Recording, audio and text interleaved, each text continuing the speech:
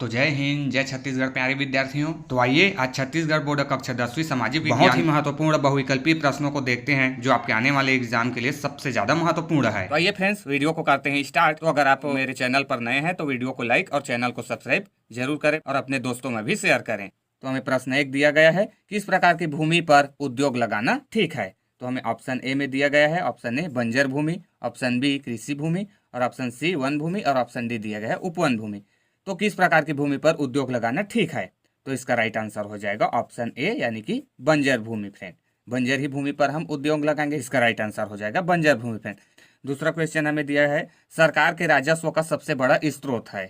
तो हमें option A में दिया गया है, ऑप्शन ए ऋण, ऑप्शन बी दिया गया है सरकारी कंपनी का लाभ और ऑप्शन सी दिया गया है कर यानी कि टैक्स और ऑप्शन डी दिया गया है इनमें से कोई नहीं। तो इनमें से सरकार के राजस्व का सबसे बड़ा स्रोत कौन है। तो इसका राइट आंसर हो जाएगा ऑप्शन सी कर फ्रेंड की कर। टैक्स टैक्स सरकार के राजस्व का सबसे बड़ा स्रोत होता है। वास्तव में सभी सरकार के राजस्व का स्रोत है, लेकिन सबसे बड़ा क्या होता है, टैक्स, यानी कि सरकार को सबसे ज्यादा पैसा टैक्स यानी कि कर से मिलता है। आइए नेक्स्ट क्वेश्चन देखते हैं। प्रश्न 3 हमें दिया गया है, रूस के संसद का नाम हमें दिया गया है, option A Lok Sabha, option B Vidhan Sabha, option C tsar और ऑप्शन डी ड्यूमा। तो रूस के संसद का नाम क्या है। तो इसका राइट आंसर हो जाएगा फ्रेंड ऑप्शन डी यानी कि ड्यूमा। तो रूस के संसद का नाम क्या है, ड्यूमा। ये सबसे ज्यादा मोस्ट इंपॉर्टेंट है फ्रेंड, ये सबसे ज्यादा आईएमपी है, ठीक है ना। ये कई बार पूछा गया है, मोस्ट इंपॉर्टेंट है ये। रूस के संसद का नाम क्या है, ड्यूमा है। आइए नेक्स्ट क्वेश्चन देखते हैं। प्रश्न 4 हमें दिया गया है, सन 1919 में चीन में हुई।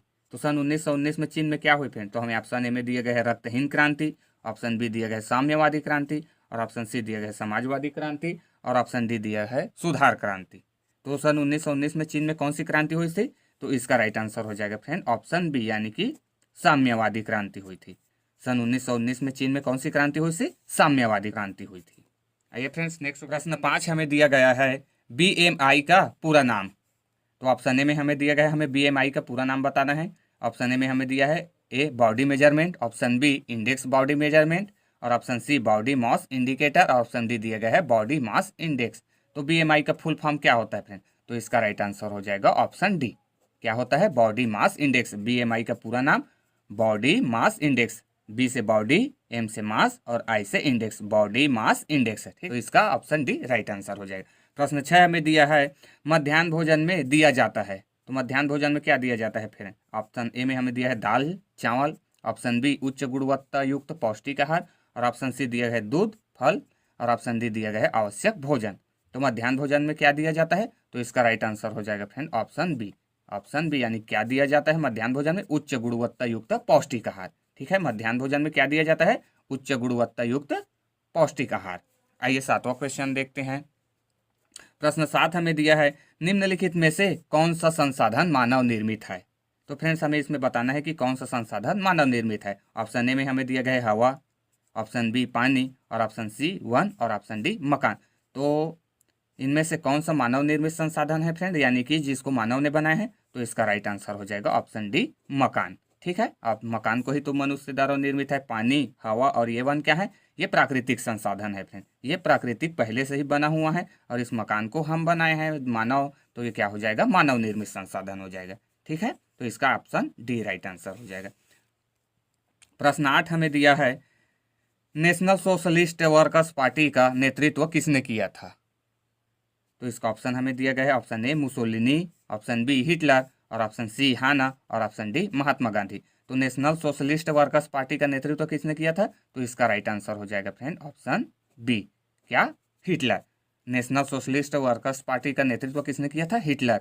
हिटलर जर्मनी का फ्रेंड, जो कि क्या था, तानाशाह था, इसी का था नेशनल सोशलिस्ट वर्कर्स पार्टी। ठीक है, तो इसका राइट आंसर हो जाएगा ऑप्शन बी हिटलर। 9वां प्रश्न हमें दिया है, सन 1919 में चीन में हुई। इसे 2 बार लिख चुके हैं फ्रेंड, इसका राइट आंसर क्या हो जाएगा, ऑप्शन बी साम्यवादी क्रांति। ठीक है ना, इसे देख चुके हैं, 2 बार लिखा गया है। ठीक है, आइए नेक्स्ट क्वेश्चन देखते हैं। प्रश्न 10 है, केंद्रीय बजट पारित किया जाता है। तो केंद्रीय बजट कहाँ पारित किया जाता है फ्रेंड। तो हमें ऑप्शन ए में दिया गया है, ऑप्शन ए संसद में, ऑप्शन बी विधानसभा में और ऑप्शन सी विधान परिषद में और ऑप्शन डी इनमें से कोई नहीं। तो केंद्रीय बजट कहाँ पारित किया जाता है फ्रेंड। तो इसका राइट आंसर हो जाएगा ऑप्शन ए, ऑप्शन ए यानी कि संसद में। केंद्रीय बजट कहाँ पारित किया जाता है, संसद में फ्रेंड। अब ये बजट क्या होता है, तो यही सरकार का आय व्यय का लेखा जोखा होता है फ्रेंड, कि एक साल में सरकार ने कितना खर्चा किया और सरकार के पास एक साल में कितने आय हुआ। तो यही इसी को कहते हैं बजट, जो कहाँ पे पारित किया जाता है, संसद में फ्रेंड। तो इसका राइट आंसर हो जाएगा ऑप्शन ए, संसद में। केंद्रीय बजट पारित किया जाता है संसद में। प्रश्न 11 हमें दिया है, वैश्वीकरण को मजबूत बनाने में निम्नलिखित में से कौन सहायक है। तो फ्रेंड्स हमें वैश्वीकरण को मजबूत बनाने के लिए इनमें से बताना है कि कौन सहायक है। तो ऑप्शन ए में हमें दिया गया है सूचना प्रौद्योगिकी, ऑप्शन बी मजदूर, और ऑप्शन सी सरकार, और ऑप्शन डी तैयार माल। तो वैश्वीकरण को मजबूत बनाने के लिए इनमें से कौन सहायक है। तो इसका राइट आंसर हो जाएगा ऑप्शन ए, यानी कि सूचना प्रौद्योगिकी फ्रेंड। अगर किसी देश का सूचना प्रौद्योगिकी यानी कि इंफॉर्मेशन टेक्नोलॉजी स्ट्रांग है, यानी कि मजबूत है, तो वो वैश्वीकरण को भी मजबूत बनाने में सहायक है फ्रेंड। इसलिए सूचना प्रौद्योगिकी का सहायक बहुत जरूरी है वैश्वीकरण में। इसलिए इसका आंसर क्या हो जाएगा, ऑप्शन ए, सूचना प्रौद्योगिकी वैश्वीकरण को मजबूत बनाने में सहायक है। प्रश्न 12 हमें दिया गया है, कर्नल नासिर संबंधित थे।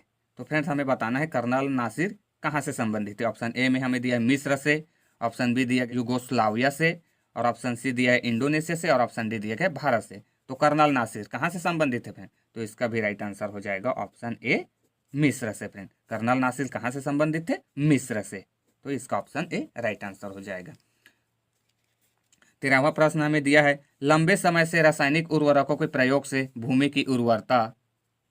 ऑप्शन ए में हमें दिया गया है बढ़ती है, ऑप्शन बी स्थिर रहती है, ऑप्शन सी कम होती है, और ऑप्शन डी कभी बढ़ती है तो कभी स्थिर रहती है। तो लंबे समय से रासायनिक उर्वरकों के प्रयोग से भूमि की उर्वरता क्या होती है फ्रेंड। तो इसका राइट आंसर हो जाएगा ऑप्शन सी, यानी कि घटती है। अगर हम ज़्यादा समय तक रासायनिक उर्वरकों को प्रयोग करते हैं तो भूमि की उर्वरता कम होती है फ्रेंड। तो इसका ऑप्शन सी राइट आंसर हो जाएगा।